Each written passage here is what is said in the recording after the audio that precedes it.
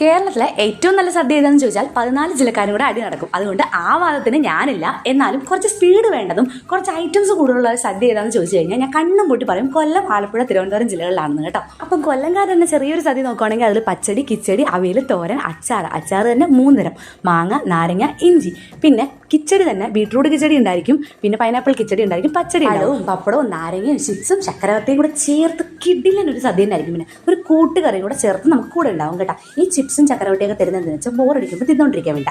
ഇവരെ പരിചയപ്പെടുത്താം. ഇവരാണ് അച്ചു, നന്ദു. വഴിയിൽ നിന്ന് കിട്ടിയതാ. സദ്യക്ക് പോരുന്നോ കൂടെ എന്ന് ചോദിച്ചത് ഓർമ്മയുള്ളൂ. കൂടെ കയറി ഇങ്ങി വന്നു. പിന്നെ നമുക്ക് ചോറ് വന്നിട്ടാ. ഇത്തിരി ചോറേ തന്നുള്ളൂ എന്ന് കണ്ടപ്പോൾ നമ്മൾ കൊല്ലംകാർ പിശുക്കരാണെന്ന് വിചാരിക്കരുത്. കൂടെ സാധനങ്ങൾ വരുന്നുണ്ട്.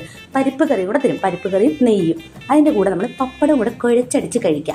പകുതി പപ്പടം നമ്മളങ്ങോട്ട് മാറ്റി വെക്കുക. പകുതി പപ്പടത്തിൻ്റെ ആവശ്യമുണ്ട്, നമുക്ക് പിന്നെ പറയാം. നമ്മളപ്പോൾ ആ ചോറിൻ്റെ കൂടെ ബാക്കിയുള്ള അവിയൽ, തോരൻ, അച്ചാർ, കിച്ചാറ് അങ്ങനെയുള്ള ഐറ്റംസ് എല്ലാം കൂടെ ചേർത്ത് കഴിക്കുക. ഇനി കഴിച്ചുകൊണ്ടിരിക്കുമ്പോൾ അവിടെ അടുത്ത ചോറ് കൊണ്ടുവരും. അടുത്ത ചോറ് എന്തിനാന്ന് വെച്ചാൽ സാമ്പാർ കഴിക്കുക. നല്ല കുറുകിയ സാമ്പാറുമായിട്ട് നമ്മൾ ആ ചോറ് ഇങ്ങനെ കഴിച്ച് നമ്മളിങ്ങനെ വയറിങ്ങനെ നിറയ്ക്കുക.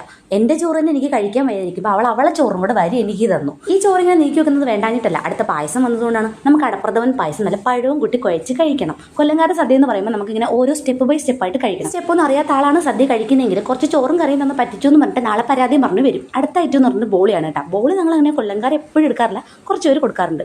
അടുത്ത ഐറ്റം നമ്മൾ വെള്ളപ്പായസത്തിൻ്റെ പേര് ഞാൻ മറന്നുപോയി കേട്ടോ. അതിൻ്റെ കൂടെ കഴിക്കാനാണ് നമ്മൾ നേരത്തെ പപ്പടം മാറ്റി വെച്ചത്. അപ്പോൾ നമ്മൾ പപ്പടവും ബോളിയും ഈ പായസവും കൂടെ നല്ല കഴിച്ച് നമ്മളിങ്ങനെ മത്തടിച്ച് 3ാമത്തെ ഘട്ടം ചോറ് വരുന്നത് പുളിശ്ശേരിയും കൂട്ടിയിട്ടായിരിക്കും കേട്ടോ. പുളിശ്ശേരിയും കൂട്ടി ചോറ് കഴിക്കുമ്പോൾ രസവും കൂട്ടി ചോറ് വരും. 4 ഘട്ടമാണ് അങ്ങനെ ചോറ് വരുന്നത്. അങ്ങനെ ചോറ് ഞാൻ അങ്ങനെ അധികം വാങ്ങിയില്ല, പക്ഷേ കറികളെല്ലാം വാങ്ങി. ലാസ്റ്റ് ഐറ്റമാണ് പച്ചമോര്. ആ കയ്യിലിങ്ങനെ പച്ചമോര് ഒഴിച്ച് കഴിക്കുമ്പോൾ കിട്ടുന്നതിൻ്റെ ഒരു സുഖമുണ്ടല്ലോ, എൻ്റെ സാറേ നാക്കിലിങ്ങനെ വെള്ളം ഊറുക. അപ്പോൾ ഇത്രയേ ഉള്ളൂ ഞങ്ങളുടെ സദ്യ. നിങ്ങളുടെ സദ്യ എങ്ങനെയാണെന്നോ അല്ലെങ്കിൽ നിങ്ങളുടെ ഏത് ജില്ലക്കാരാണെന്നോ ഒന്ന് കമൻറ്റ് ചെയ്തേക്കണേ. അപ്പോൾ അടുത്ത വീഡിയോയിൽ വീട്ടിൽ കാണാം. Tata bye.